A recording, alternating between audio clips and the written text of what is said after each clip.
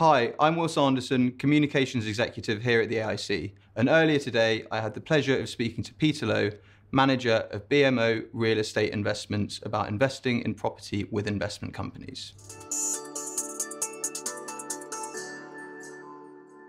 Well, for me, both for the investor and also for the manager, one of the key benefits of the structure is clearly the captive and the secure capital base.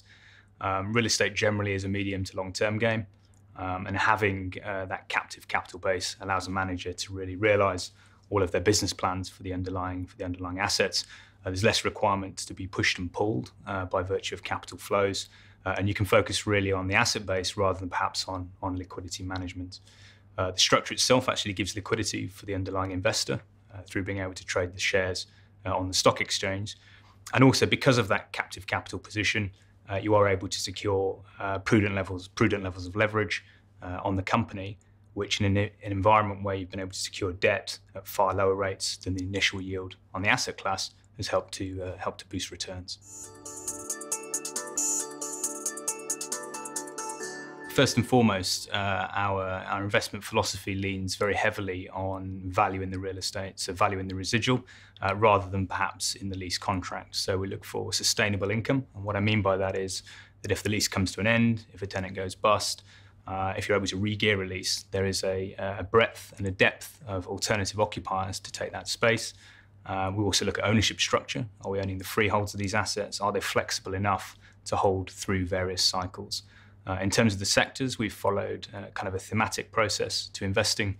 We've been big backers of Southeast industrials, certainly over the last 3 to 5 years, and that's been the mainstay of performance for the trust over that period. But also, generally speaking, we favour an income-led strategy as well, so the portfolio benefits from a yield pickup over the market.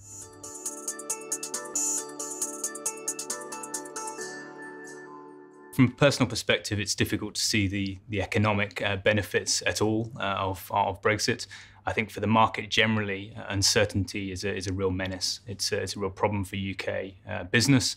A decision-making process gets completely upset. That's certainly no different for the real estate market. So real estate generally is quite lumpy. It costs to transact.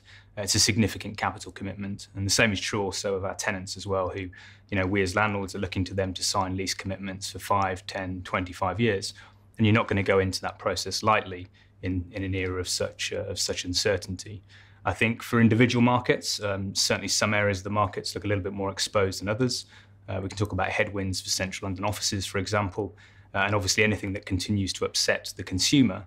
Retail's been struggling even in an era where we've seen relatively robust retail volumes and retail sales numbers. So if the consumer starts to stall, then clearly that area of the market may be a little bit more exposed.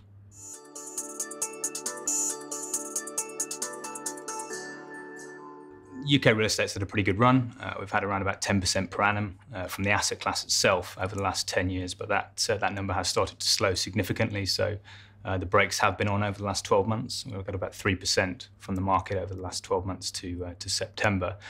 We certainly see a moderation in returns, with income being the key component, the key driver of returns over the next 4 to 5 years. Stock selection and asset management will be absolutely key. And in terms of the individual sectors, we favour regional offices, alternatives, and distribution and logistics. It was great to talk to Peter earlier about investing in property with investment companies. In particular, his views on the benefits of the closed-ended structure for investing in this asset class, and also his thoughts on the current political uncertainty and the future for the sector. For more information about investment companies or the industry as a whole, please visit our website or visit our Twitter page. Thanks for watching.